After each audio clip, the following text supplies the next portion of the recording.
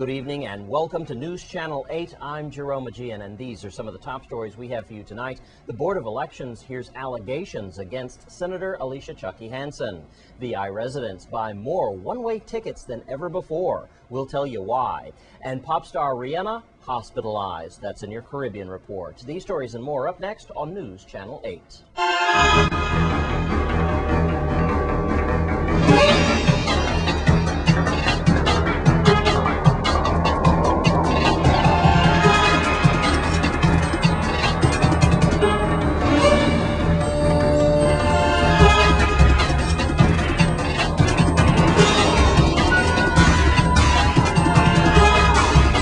In our top story tonight, the St. Croix Board of Elections discussed the allegations against Senator Alicia Chucky Hansen earlier today. News Channel 8's Wes Small files this report. Thank you very much, Jerome. As you can see behind me, we have a lot of drama here today at the election board here at Sunny Isle. It's Senator Alicia Chucky Hansen. And we all know by now that Cruisins in Focus, headed by Michael Springer, has filed a movement to unseat Alicia Chucky Hansen, or at least to look into the fact that the senator was on probation and that she never should have been allowed to run for office. And the question remains, why then now, through her term, is this happening?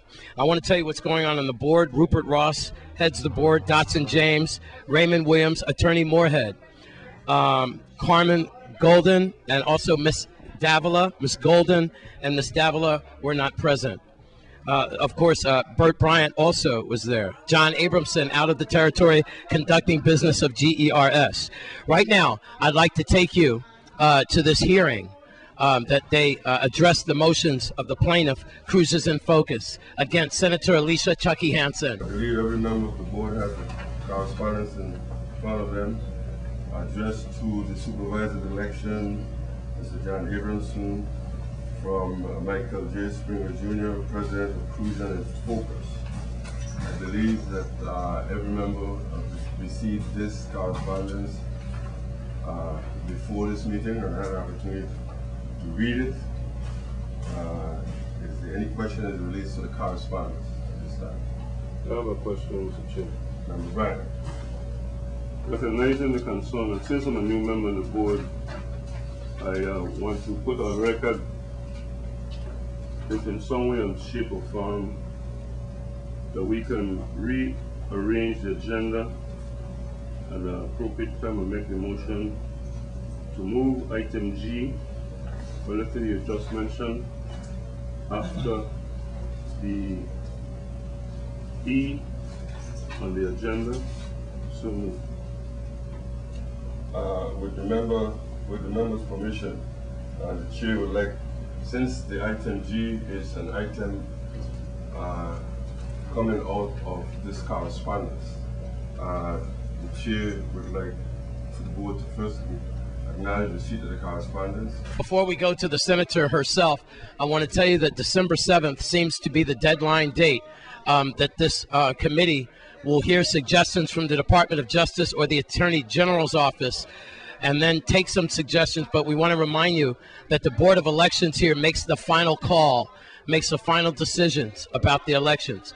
So with that, let's go to Senator Alicia Chucky Hansen as she brings it on home. It is unfortunate, though, that they will attempt to distract me from my serious work. I came into the Senate with a very strong mandate by the people, and therefore I want to concentrate and deliver to the people, especially on the LEAC. The board has certain authorities. The judge did not convict me of a felony. I was not convicted on no moral turpitude. As a matter of fact, moral turpitude could be every child that was born out of wedlock. Are we aware of that? I wasn't. Okay. The whole legislation will be wiped out. Okay? Let me tell you all something. You know, when I'm fighting, I will fight to the deepest end of the sea waters.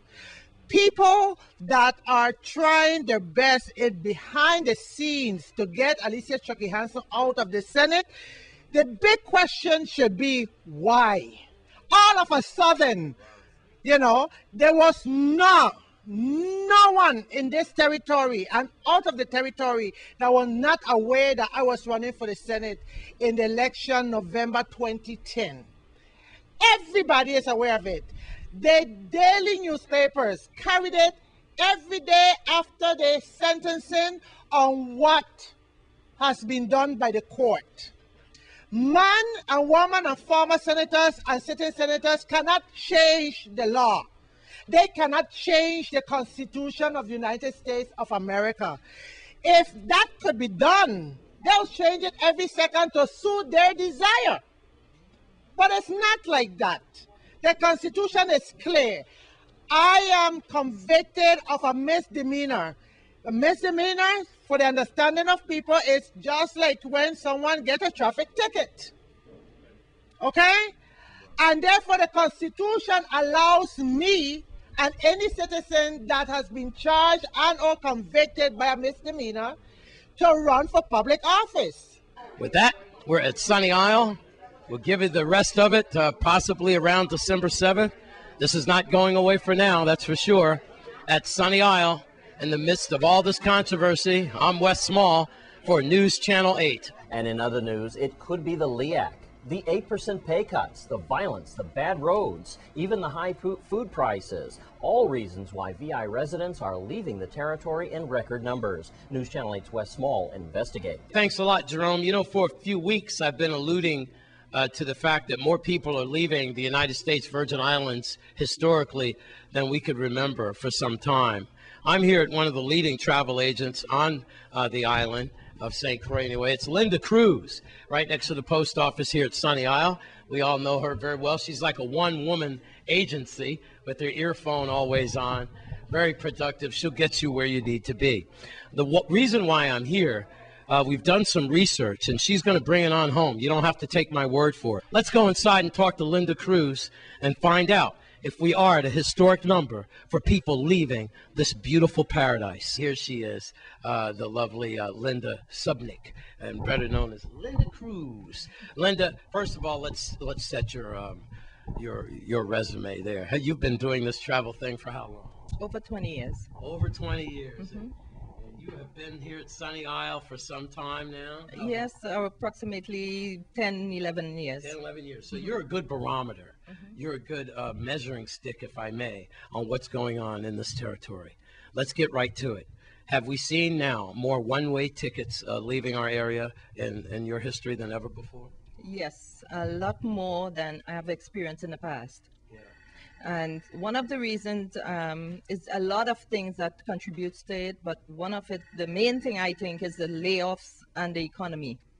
A lot of people are finding it difficult, you know, with everything that's going on, the layoff, and they can't find other jobs to replace what they had. So they're trying to go to off island to see if they can do better. Kind of, you know, look, I guess, testing the economy out there. Another thing, hold on 1 minute, sorry. Another thing is we're costing our money right now. I know. Another issue right now is the high cost of living. I mean, you go to the grocery stores, it's expensive. The WAPA is another issue. So you have a family of 4 with all these extra stuff. It's very difficult to make it on island. So in other words, what you're saying is the violence all over the place. Some pollution, let's face it, all over the place. But there's 2 things that is just literally strangling our lives. The LEAC from WAPA, and then the high cost of food. Those are 2 things that you just don't find in most places, even though food is going up all over. But it's you cite probably the LEAC and also the high cost of food. Are your clients saying anything else other than that? Absolutely. Medical is one of the issues. A lot of people are seeking medical attention off island. And because of the airlines, you know, the high prices, number one, for tickets, and the penalties that they're charging you to change the ticket, it's a lot of people are choosing to go one way because a lot of them is unsure of when they're going to come back. So I would tell them, you know, I recommend that they do a one way because the airline are going to kill them anyway, you know, with the penalties and the fare difference to change. So that's another reason. Another reason regarding the crime issue is I ask my clients when they come in, you know, why, and a lot of them come in and say they want to get the kids out of this environment. So, so they're sending them off to family members in the States and hoping, for better something for them. Any one-way deals? Great, yes, I could. For instance, what I just pull up, as you can see, St. Croix, Orlando. And you see, if somebody is going from St. Croix to Orlando on American here, the prices are so ridiculous, it's unbelievable. It's $489. Whereas if you go through Puerto Rico, $282. You see, so a lot of stuff. Well, that's why people love you, because you always try to find them a deal, and then you make out when they make out. And Sunny Isle, I'm Wes Small for News Channel 8. Thanks, Wes. And also tonight, St. Thomas police have arrested 2 men in 2 separate domestic violence cases. Melody Rames brings us up to speed. Police on St. Thomas arrested 2 men in separate domestic violence cases. Both suspects assaulted their girlfriends. One assault happened at the suspect's home and the other assault occurred on a boat. On Wednesday, November 2nd, Reynald Bordeaux, age 38, of estate Friedenhoy, assaulted his girlfriend at his residence. He was arrested shortly before 2 a.m. on Wednesday and charged with aggravated assault and battery, domestic violence. And 34-year-old Matthew Willie of estate Friedenhoy assaulted his girlfriend on a boat on Tuesday, November 1st. As a result of the assault, the victim had bruises on her back and her face. Willie was arrested shortly after 5 a.m. Tuesday and charged with third-degree assault domestic violence. Bail for both suspects was denied due to the domestic violence law, and they were remanded to the Bureau of Correction. And thanks to Melody Rames of the Virgin Islands Police Department. When we come back from this break, Rihanna in the hospital. That's in your Caribbean Report. Stay with us.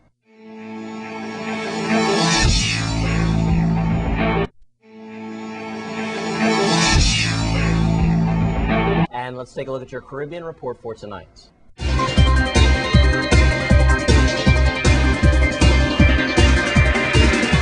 In your Caribbean Report tonight, we start in Barbados, where opposition parliamentarian Dale Marshall referred to the Barbados Labour Party's suggestion that the Barbados National Oil Company Limited provide a $35 subsidy for electricity users, dropping the price of overall electricity bills on Barbados. However, the Minister of Finance in Barbados, Chris Sinclair, has dismissed the idea of a multi-million-dollar subsidy for electricity users, saying there will be no across-the-board widespread subsidization for fuel. And turning to St. John's, Antigua, a 2-day first-of-its-kind regional forum of the CARA Forum officials held in St. John's, Antigua and Barbuda concluded late last month, stressing the need for action on communication and public education in support of the implementation of the CARA Forum Economic Partnership Agreement. The workshop was funded under the 9th European Development Fund Caribbean Integrational Support Program, and it was also made possible by the support of UK aid from the Department of International Development through the Caribbean Aid for Trade and Regional Integration Trust Fund. The workshop's deliberation, which remains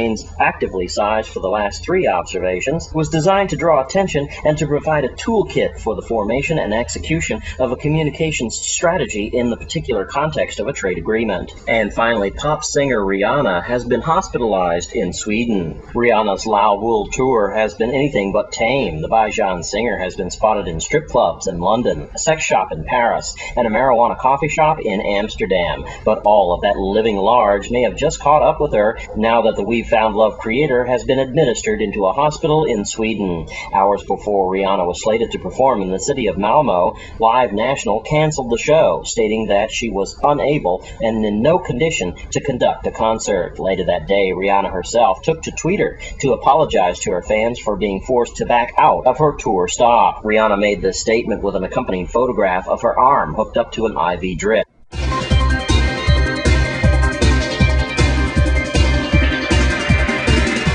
And that's your Caribbean Report for tonight. And as always on Wednesdays, we check in with Miss Judy Fricks. She's got your Crime Stoppers report. This is Judy Fricks with your weekly Crime Stoppers report. Crime Stoppers is asking for your help to solve the following crimes. If you know something, say something. Even the smallest bit of information may be just what law enforcement needs to solve these cases. On St. John, we're bringing you a case that we brought you a couple of weeks ago. It's on missing person, 21-year-old Sierra Samantha James. Now, she's from Estate Bethany on St. John. She was last seen on Tuesday, October 11th. At about 5:15 p.m., she went to Castaways with a few friends, and she had some drinks and she socialized. After that, they went over to Mongoose Junction, where they went to Nature's Nook. That's the last place she was seen. They left around 7:20. Now, Miss James is 5 feet 5 inches tall. She's 140 pounds. She's a medium build. She has medium brown complexion. She has brown hair and brown eyes. She also has some tattoos. She has a tribal tattoo on her right arm. She has Pascal on her back. She has a rose on her left leg. Now, the last she was seen, she was wearing a white t-shirt, black pants. She had a black handbag. Now, lately there have been reports that she's been seen in Tortola. If you have any information on Miss James' whereabouts, call Crime Stoppers so law enforcement can help find her and be closer to her family. And on St. Thomas, we're also bringing you a crime we've brought you before, but the police still need your help. This one occurred on Friday, April 1st at about 10 p.m. Sean O'Connell was driving home from dinner one night, and he was going through the area of Mandal Beach. His vehicle was shot. Now, when police got there, they discovered that his vehicle was overturned in the roadway and he was lying lifeless. He ended up dying from his wounds. If you have any information about who may have killed Sean O'Connell, please report it to Crime Stoppers. And on St. Croix, right now we are at the scene of a crime that occurred at about 4:15 a.m. Saturday, October 22nd. We are right here in the Gallows Bay area. Specifically, we're on Lobster Street. Now, a male reported that he had gone to buy some food and then he was going back to his vehicle. All of a sudden, another male who had a stocking on his face was hiding between a couple of cars, came out and started shooting him. Now, this victim has not died. He is in the hospital recovering from his injuries. But if you were in this area, you heard the shooting incident, or you have any information at all about this incident or any of the other recent shooting incidences that have occurred on St. Croix, some of them resulting in homicides, call Crime Stoppers and tell us what you know. You can report information on these or any other crimes by calling 1-800-222-TIPS. As always, that number is right there on your screen, or you can log on to our website at www.crimestoppersusbi.org. If your information leads to an arrest or the recovery of stolen property or illegal drugs or weapons, you will receive a cash reward to be paid according to your instructions. This has been your weekly Crime Stoppers report. Thanks, Judy Fricks. When we come back from this break, more exclusive highlights of the cooking of the bull. Stay with us.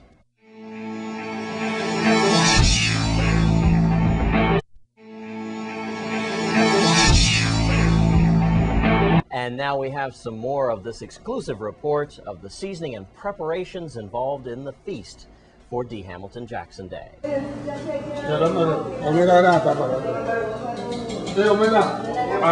it in such a way that they can pick it up. Okay? Yeah, line them up here. Hi, my name is Sharon Williams. And I'm Carolyn Hill. And we're part of the Grove Place Action Committee. And we're the 4-day morning crew who prepares the beef. Long ago we call it the bull, the stuffing, the gravy for Liberty Day. This is something traditional we knew from the time we were growing up, and it's something we would like to carry on, but right now we're getting a little younger and we're trying to get the younger set to come in and step in and try to see what we do so they could take over. What about the pepper? Okay, say the pepper that behind it.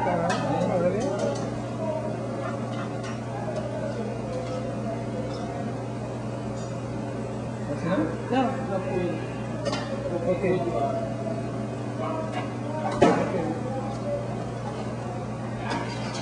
Yeah, just take from the bottom, maybe. Remember they say on there in the way.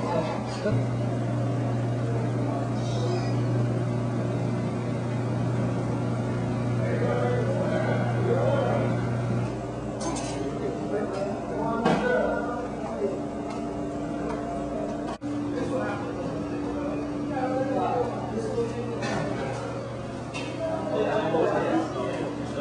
What you're seeing here is just the background part of what's being put together for D. Hamilton Jackson Day. These are the cooks, the dishwasher. I'm the chief dishwasher. See everybody laughing. But again, it's all in good faith because we have to keep the tradition and the honor, because it was started with a lot of elders. And the younger group you see here, we're keeping the tradition going. And we want to encourage some of the younger folks to come and join us next year, because we need to pass that tradition on to someone else. And again, it was great, and it's something that we do from our heart. We're not looking for no type of compensation. It's just something that we must do. in honor of D. Hamilton Jackson. The owner of Channel 8 is literally here on St. Croix, here with us. He came because he wanted to see how we did this. He wanted to document this event. Most people don't see what happens, like the Lieutenant Governor said, people don't see what happens behind the scene. All this preparation, all the hard work that goes into it. We start 3-4 days in advance. Tonight we started at 10:30. We're going to be going all the way through till into the evening tomorrow. Try to make this thing happen. David Hamilton Jackson are the king of the island. Do my people do. Stand fast, we gon' have a labor union. Do my people do.